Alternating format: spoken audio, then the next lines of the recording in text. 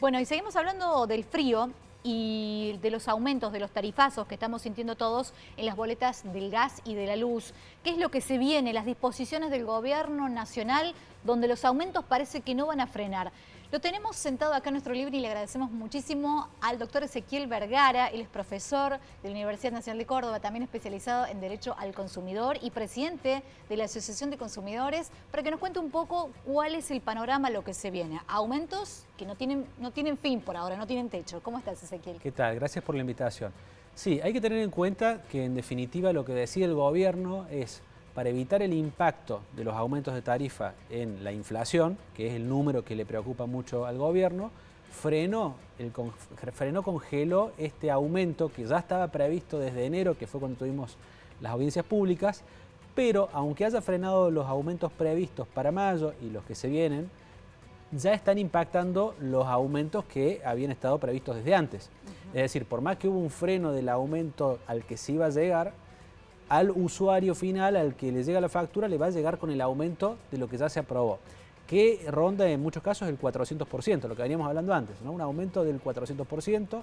Esto es un promedio generalizado. Recordemos que actualmente hay tres segmentos, N1, N2 y N3, en el cual varía conforme a los ingresos del usuario cuál es el subsidio que reciben.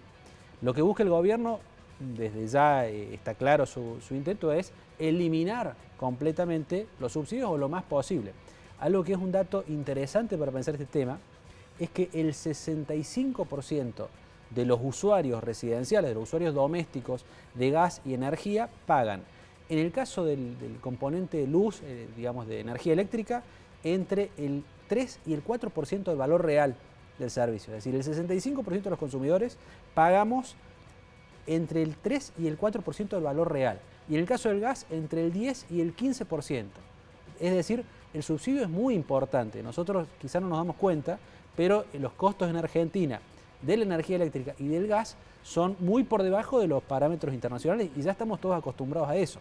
Entonces el planteo del gobierno es, necesitamos bajar ese costo y que sea más justa la distribución de estos subsidios, o sea que solo se subsidia a aquellos que realmente lo necesitan. Y ahí es donde empieza a buscar toda una ingeniería a través de una canasta energética, una canasta básica energética, tratar de aplicar los subsidios solo a aquellas personas que realmente lo necesitan. Pero el sistema actual es muy complejo, el sistema que se viene también es bastante complejo de entender y en definitiva en Argentina este es un problema que ya lleva muchos años, no se soluciona e impacta directamente siempre en la inflación porque cada vez que suben las tarifas, suben. En el caso de los comerciales eso impacta en el precio de los productos y servicios y en el caso residencial impacta directamente en la economía familiar y por lo tanto en la inflación. Tocaste un punto clave, ¿no? En cuanto al sector productivo, las industrias y demás, que muchas veces no pueden hacer frente a los costos estos, ¿no? De la luz y del gas.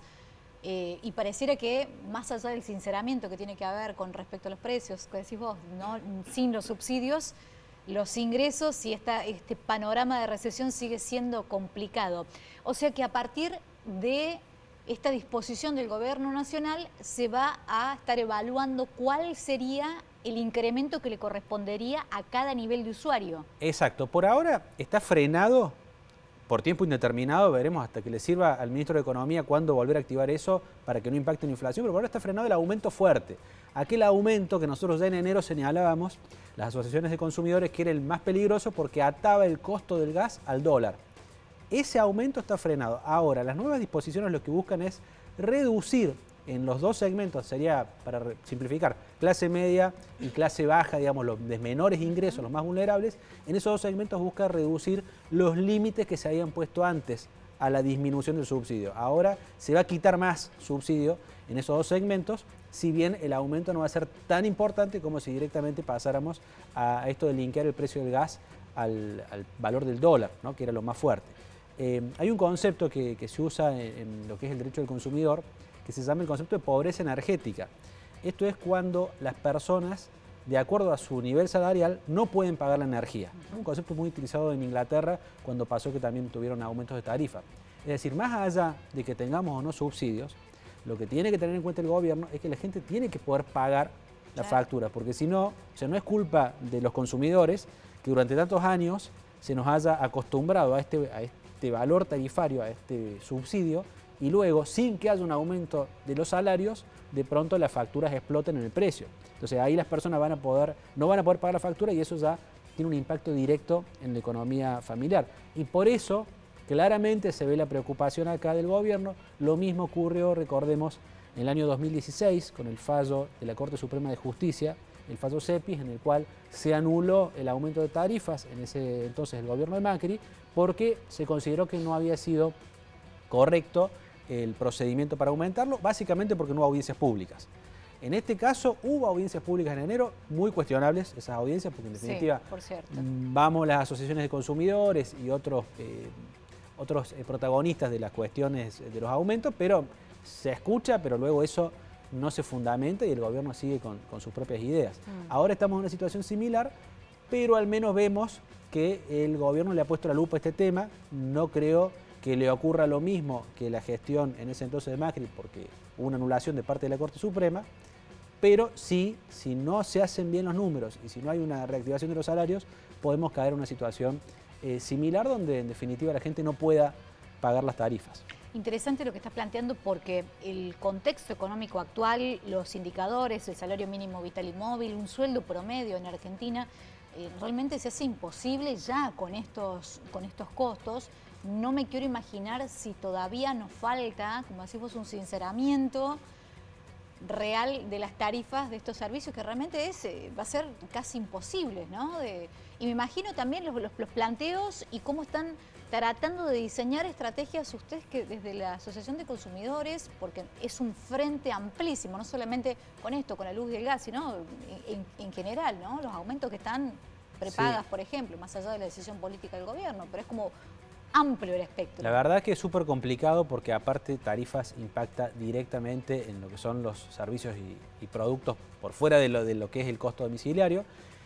Pero en lo personal, en principio está interesante la idea de pasar a un esquema de canasta básica energética, porque también es más justo que en definitiva se subsidie realmente a aquellas personas que no pueden pagar la tarifa y que de a poco, por eso acá tiene que haber cierta sensibilidad social, cierta empatía con la gente. Me parece que hubo como un freno, o sea, el gobierno venía decidido a eliminar de cuajo los subsidios y de pronto vio que si hacía eso iba a tener problemas graves a nivel político y de pronto aplicó un freno y bueno, lo que se está buscando ahora en un esquema que entre 6 meses y un año pasar a esta canasta básica energética, donde básicamente se buscaría que se cubra un costo mínimo.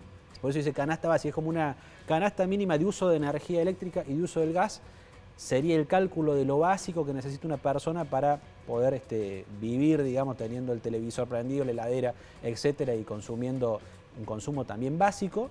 Y eso estaría cubierto y subsidiado. Y ya por fuera de eso se pasaría a un costo regular y eso evitaría que el Estado tenga que gastar tanto dinero en subsidio, lo que a su vez también afecta a todos los precios relativos de la economía. Y en el caso de que se arme esta canasta y lo mismo sea un precio alto, ¿no? El impacto, ya se están analizando amparos porque me parece el único mecanismo jurídico para poder hacer frente. Tal cual, en las provincias del sur, en Santa Cruz seguro ya se inició una acción colectiva por este tema. Lo que pasa es que, bueno, en definitiva estos temas van a terminar seguramente en la Corte Suprema y también hay que ver cuál va a ser el posicionamiento de la Corte llegado ese momento. Es un tema muy político, ¿no? Nosotros, en líneas generales, desde la Asociación de Consumidores, estamos más enfocados en las cuestiones relativas con empresas, ¿no? Cuando del otro lado tenemos un banco, una financiera, en fin, es como más fácil. Acá el gran causante de los problemas es el Estado, el gobierno en particular, pero digamos que el Estado, porque ya son muchos los gobiernos que vienen con esto, ¿no? De distintos colores y nunca logran solucionarlo o buscar al menos una alternativa.